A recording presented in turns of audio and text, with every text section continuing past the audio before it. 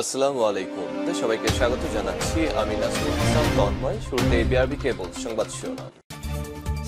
বাংলাদেশের সর্বশেষ গুরুত্বপূর্ণ আপডেট সংবাদ আপনাকে স্বাগত। শুরুতেই সংবাদ শিরোনাম, পরে বিস্তারিত।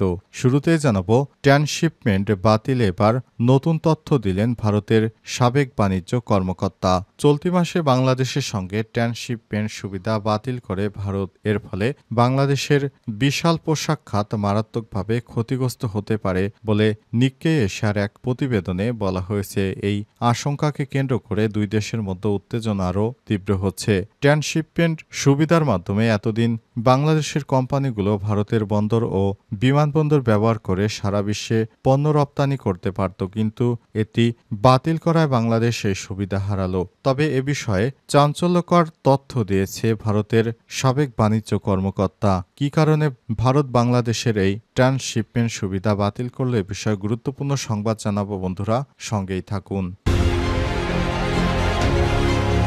এদিকে হাসিনা এবং টিউলিপকে দেশে আনার প্রক্রিয়া শুরু।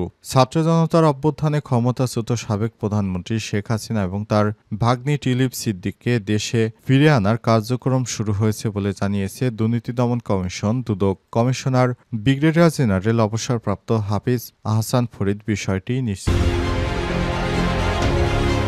মসজিদ প্রাঙ্গণে এবার পুলিশ পাহারায় হামলা।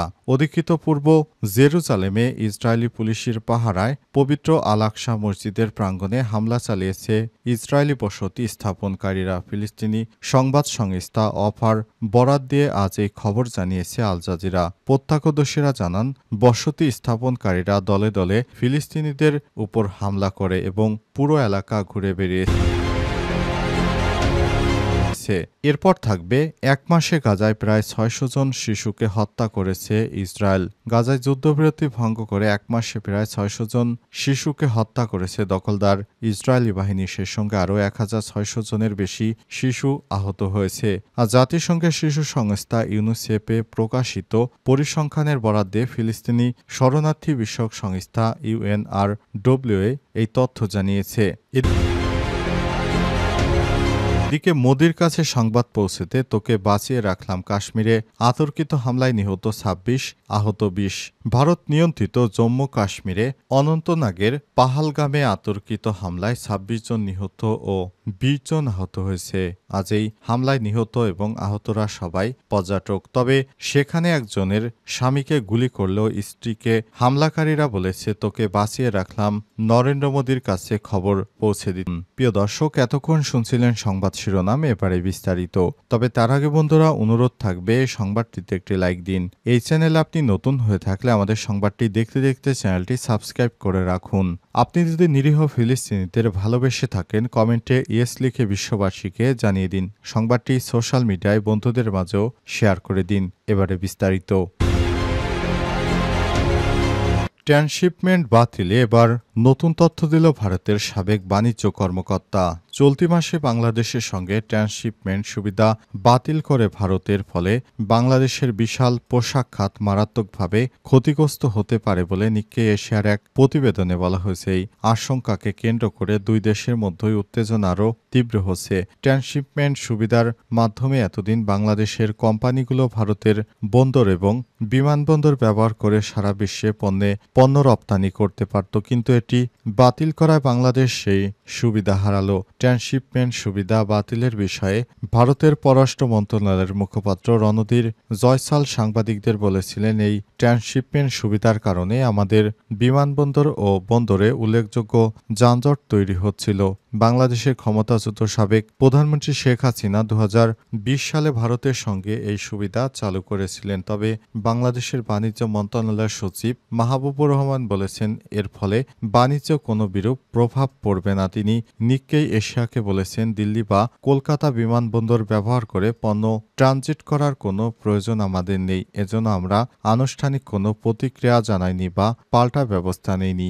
বাংলাদেশ ফ্রেম ফরওয়ার্ডস অ্যাসোসিয়েশনের সভাপতি কবির আহমেদ বলেছেন, বাংলাদেশি রপ্তানিকারকরা প্রতি সপ্তাহে মোট ২,০০০ থেকে ২৪০০ টন পণ্যের মধ্যে প্রায় ৬০০ টন পণ্য ভারতীয় বিমানবন্দরে পাঠাতে নয়াদিল্লি ভিত্তিক global trade resource initiative think ট্যাঙ্কের প্রতিষ্ঠাতা অজয় শ্রীবাস্তব বলেছেন, এই পদক্ষেপ বাংলাদেশের পোশাক শিল্পকে ব্যাহত করতে পারে। বিশ্লেষকরা বলছেন, এতে শিপিং খরচ বাড়বে এবং পণ্য সরবরাহের সময় দীর্ঘায়িত হবে। অজয় শ্রীবাস্তব আরও বলেছেন, ভারতের বন্দরগুলো বৈশ্বিক বাজারে দ্রুত এবং সস্তা পথে সুবিধা দিত। বিশেষ করে পশ্চিমা খুচরা বিক্রেতাদের কাছে বাংলাদেশি পোশাক চালানের জন্য এটি গুরুত্বপূর্ণ রুট ছিল। ভারতের সাবেক বাণিজ্য কর্মকর্তা শ্রীবাস্তব সম্প্রতি প্রকাশিত এক প্রতিবেদনের দিকে ইঙ্গিত দিয়েছেন। ওই প্রতিবেদন অনুযায়ী বাংলাদেশ চীনকে লালমনিরহাটে একটি বিমান ঘাঁটি সংস্কারের সাহায্যের জন্য আমন্ত্রণ জানিয়েছে। এই ঘাঁটি ভারতের শিলিগুড়ি করিডোরের কাছাকাছি। তিনি বলেন, এটি নয়াদিল্লিতে উদ্বেগের সৃষ্টি হয়েছে। এ কারণেই তারা বাংলাদেশের এই ট্রান্সশিপমেন্ট সুবিধা বাতিল করল।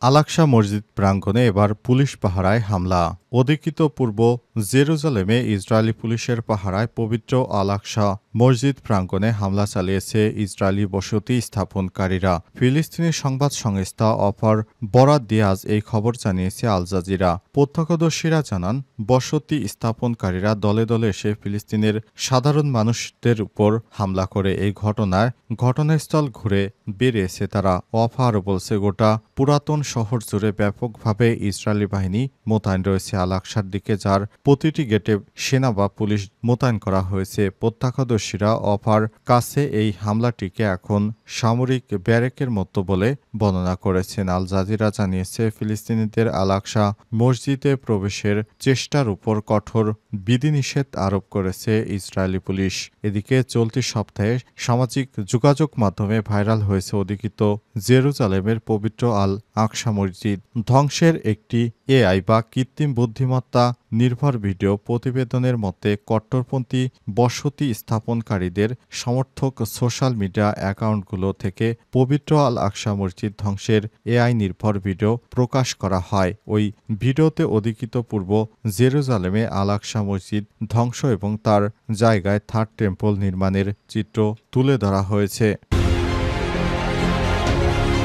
এক মাসে গাজায় প্রায় ৬০০ জন শিশু হত্যা করেছে দখলদার ইসরায়েলি বাহিনী। গাজায় যুদ্ধবিরতি ভঙ্গ করে এক মাসে প্রায় ৬০০ জন নিরীহ শিশুকে হত্যা করেছে দখলদার ইসরায়েল। সেই সঙ্গে আরও ১৬০০ জনের বেশি শিশু আহত হয়েছে। আজ জাতিসংঘের শিশু সংস্থা ইউনিসেফে প্রকাশিত এক পরিসংখ্যানের বরাদ্দে ফিলিস্তিনি শরণার্থী বিষয়ক সংস্থা ইউএনআরডব্লিউ এই তথ্য জানিয়েছে। ইউএনআরডব্লিউ জানিয়েছে, ১৮ মার্চ থেকে ইসরায়েল পুনরায় আক্রমণ শুরুর পর থেকে প্রায় ৬০০ জন শিশু নিহত এবং আরও ১৬০০ জনের বেশি শিশু আহত হয়েছে। সংস্থার বিবৃতিতে আরও বলা হয়েছে, গাজা উপত্যকায় মানবিক সংকট এখন সম্ভবত ২০২৩ সালের অক্টোবরের পর থেকে সবচেয়ে খারাপ পর্যায়ে পৌঁছেছে। ইসরায়েলি বাহিনী ১৮ মার্চ গাজায় পুনরায় মারাত্মক আক্রমণ শুরু করে এবং জানুয়ারিতে যুদ্ধবিরতি ও বন্দি বিনিময় চুক্তি কার্যকর হওয়া সত্ত্বে পর্যন্ত ১৮৬৪ জন নিহত এবং প্রায় ৪৯০০ জনকে হত্যা করেছে। ২০২৩ সালে অক্টোবর থেকে গাজায় দখলদার বাহিনী নৃশংস হামলায় ৫১,০০২ জনেরও বেশি ফিলিস্তিনি নিহত হয়েছে, যাদের বেশিরভাগই নারী এবং শিশু। গত নভেম্বরে আন্তর্জাতিক অপরাধ আদালত গাজায়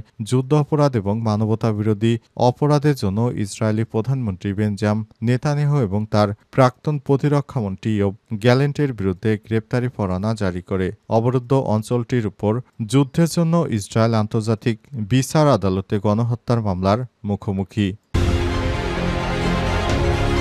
কাশ্মীরে অতর্কিত হামলায় নিহত ২৬, আহত ২০। মোদির কাছে সংবাদ পৌঁছাতে তোকে বাঁচিয়ে রাখলাম। ভারত নিয়ন্ত্রিত জম্মু কাশ্মীরে অনন্তনাগের পাহালগামে অতর্কিত হামলায় ২৬ জন নিহত, ২০ জন আহত হয়েছে। আজ এই হামলায় নিহত এবং আহতরা সবাই পর্যটক। নিহতদের একজন কর্ণাটকের রাও, স্ত্রী পল্লবী এবং ছেলে অভিজয়কে নিয়ে পাহেলগামে গিয়েছিলেন। নিহতের স্ত্রী পল্লবী সংবাদকর্মীদেরকে বলেছেন, আমাদের চোখের সামনেই আমার স্বামীকে গুলি করে হত্যা করেছে। তিনি আরও বলেছেন, তিনি তাকেও হত্যা করতে বলেছিলেন। তার জবাবে তারা বলেছিলেন যে নরেন্দ্র মোদীর কাছে সংবাদ পৌঁছাতে তোকে বাঁচিয়ে রাখলাম। সংবাদ মাধ্যম এনডিটিভি জানিয়েছে হামলার স্থানটি একটি বিস্তৃত তৃণভূমি, যেখানে শুধুমাত্র ঘোড়া অথবা পায়ে হেঁটে যাওয়া যায়। মঙ্গলবার সকালে সেখানে পর্যটকদের একটি দল গিয়েছিল। ওই সময় তাদের উপরেই হামলা করা হয়। বার্তা সংস্থা পিটিআই জানিয়েছে হামলাস্থল ছিল